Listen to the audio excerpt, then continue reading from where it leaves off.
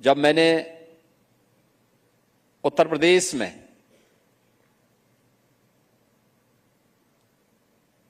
सत्रह में मुख्यमंत्री पद की शपथ ली और उसके बाद से अब तक अपराध और अपराधियों के प्रति हमारी जीरो टॉलरेंस लगातार जारी है। जिस राज्य में वन डिस्ट्रिक्ट वन माफिया थे, आपने देखा होगा हर दुर्दांत माफिया यूपी के अंदर से था और केवल वह इंटर स्टेट ही नहीं था, वे इंटरनेशनल भी लिंक्स उनके थे। मुझे याद है एक बार की घटना,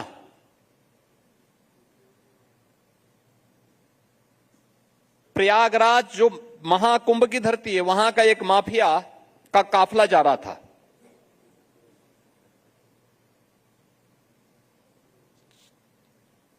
इलाहाबाद उच्च न्यायालय के मुख्य न्यायाधीश के काफिले को रोक करके उस माफिया को पहले पास कराया गया। तो चीफ जस्टिस ने पूछा कि ये क्या गवर्नर या चीफ मिनिस्टर आए हैं क्या? तो सुरक्षा वाले ने कहा नहीं साहब आए नहीं, वो फलाने साहब जा रहे हैं। कहा ये फलाने साहब कौन है? तो कोई जवाब नहीं था। वही माफिया जब मुठभेड़ में मारा गया तो मुझे फिर चीफ जस्टिस ने मुझे बताया कि साहब इसने तो मेरा भी काफिला रोका था। आप वहां के उसका अंदाजा लगा सकते हैं क्या स्थितियां थी।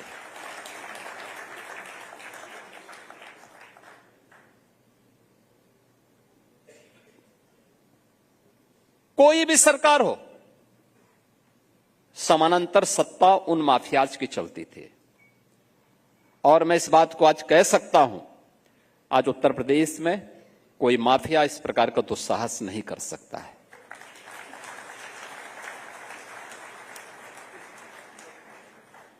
कोई भी ऑर्गेनाइज क्राइम उत्तर प्रदेश के अंदर आज के दिन पर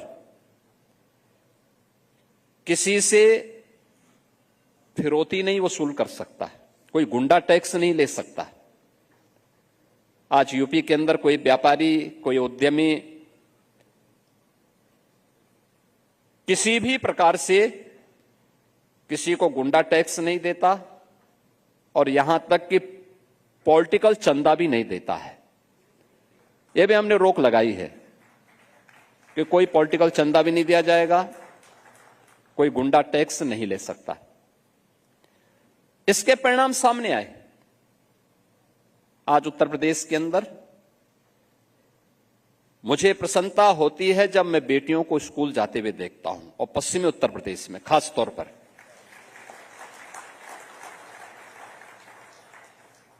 मुझे याद है 2015 में किराना में एक उद्यमी की हत्या हुई थी, सरेआम चौराहे पर दिन दहाड़े हत्या हुई थी। उसकी 5 वर्ष की बेटी उसके साथ थी। वह उद्यमी अपनी बेटी को स्कूल से लेके आ रहा था, तब तक वहां का एक अपराधी, एक हिस्ट्री सीटर ने उस उद्यमी को देखा और सरेआम चौराहे पर गोली मारी थी। कोई कार्रवाई नहीं हुई। वह परिवार यहां से छोड़ करके सूरत चला गया था। 17 में सरकार आई। सरकार आने के बाद हम लोगों ने जब कार्रवाई प्रारंभ की, 19 में वह परिवार वापस आया। और तब तक हमने देखा था कि किराना में जितने परिवार वहां से प्लान किए गए थे उसमें से ज्यादातर आ चुके थे, और मैं भी फिर उस परिवार से मिलने के लिए गया था। तो मैं इस परिवार में गया। मैंने उस परिवार में कहा कि भाई देखो, मैंने मैसेज भेजा था कि मैं आज भोजन दोपहर का उसी परिवार के साथ करूंगा, और मेरी तरफ से उन लोगों को विनती भेजना कि मैं उस परिवार में ही भोजन करना चाहूंगा आज। और मैं गया था। मैंने परिवार के लोगों से हालचाल लिया और फिर मैंने पूछा, मैंने कहा कोई समस्या तो नहीं है? तो परिवार के लोगों ने तो कहा नहीं साहब कोई दिक्कत नहीं, लेकिन देखिए वो 5 वर्ष की बेटी जो 15 में 5 वर्ष की थी तब तक 9 वर्ष की हो चुकी थी और स्कूल जा रही थी।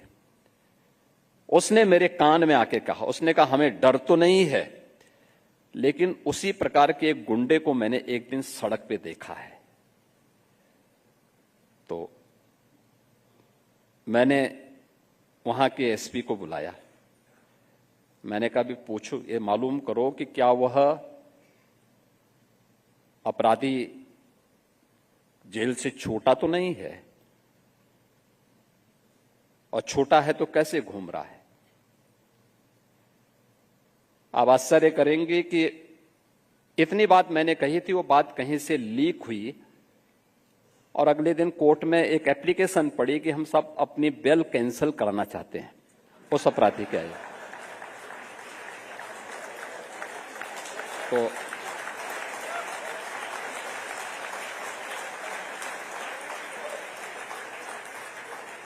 तो हम लोगों ने कहा भाई मुझे जानकारी मिली, तो हमने कहा इसके बेल कैंसिल नहीं होनी है, उसको बाहर ही रहना चाहिए। और अब हिसाब किताब आमने सामने होगा। और मुझे बताते हुए प्रसन्नता है कि आज कैराना, कांधला हो या कहीं भी हो, इस प्रकार की कोई स्थिति नहीं। और ये पहली शर्त है किसी भी राज्य के लिए और किसी भी देश के लिए कि सुरक्षा का वातावरण हो जो राज्य को देना चाहिए, हर व्यक्ति को देना चाहिए, हर व्यक्ति का यह अधिकार है। दूसरा, पिछले 11 वर्ष के अंदर देश ने आर्थिक रूप से काफी प्रगति की है और बहुत शानदार दिशा में आगे बढ़ा है। प्रधानमंत्री मोदी जी के नेतृत्व में आज भारत दुनिया के अंदर आर्थिक उन्नति के नित नए प्रतिमान को स्थापित करने को अग्रसर हो रहा है।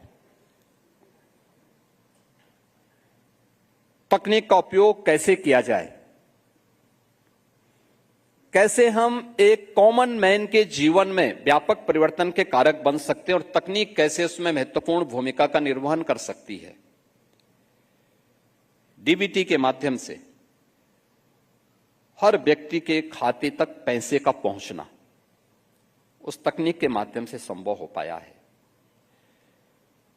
ईज ऑफ डूइंग बिजनेस के माध्यम से उन सभी प्रावधानों को समाप्त करने की दिशा में जो आर्थिक उन्नति में बाधक थे, बैरियर बनकर के अनावश्यक व्यवधान पैदा करते थे, उन सभी को दरकिनार करते हुए जो रिफॉर्म हुए हैं वह तेजी के साथ आगे बढ़े।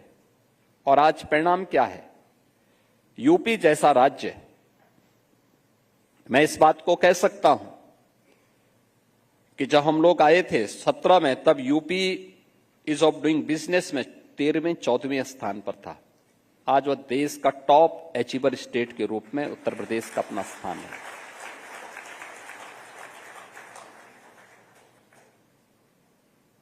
उत्तर प्रदेश ने, मैं अभी पिछले दिनों जब वेस्ट बंगाल के इलेक्शन चल रहे थे तो मैं इलेक्शन प्रचार में था, मेरी वहां कुछ उद्यमियों से बातचीत हो रही थी जो वहां से कह रहे थे कि हम यूपी की तरफ आना चाहते हैं। हमने कहा यूपी में आपका स्वागत है, लेकिन बंगाल का क्या होगा? मैं भौचक था। 7,000 से अधिक उद्योग वहां से प्लान किए हैं एक छोटे से पीरियड में। लोगों ने मुझसे पूछा कि आपके यहां क्या स्थिति है। मैंने कहा मेरे 9 वर्ष के कार्यकाल में उत्तर प्रदेश में 18,000 से अधिक बड़े उद्योग लगे हैं और 96 लाख एमएसएमई यूनिट स्थापित हुई है यूपी के अंदर। कहा 96 लाख? मैंने कहा हां। मैंने कहा भी देखो हमारा परिवार बहुत बड़ा है, 25 करोड़ से ऊपर की आबादी यूपी की, तो आखिर उतने लोगों के लिए एम्प्लॉयमेंट भी तो देना है। हमारी पॉलिसी है, और मेरा मानना है इस बड़े उद्यम के लिए, बड़े उद्योग के लिए उसकी जो ताकत होगी वह यह एमएसएमई होगी। और उसको हम इसलिए हर एक जनपद में हम लोगों ने 2018 में ही वन डिस्ट्रिक्ट वन प्रोडक्ट के रूप में उसे आगे बढ़ाया, उसकी ब्रांडिंग की, और उसी ब्रांड के माध्यम से हम उसको प्रमोट करते हैं। उसको तकनीक के साथ जोड़ा, उसको डिजाइन के साथ जोड़ा, उसको पैकेजिंग के साथ जोड़ा, और आज वो बहुत अच्छी दिशा में कार्य कर रहा है।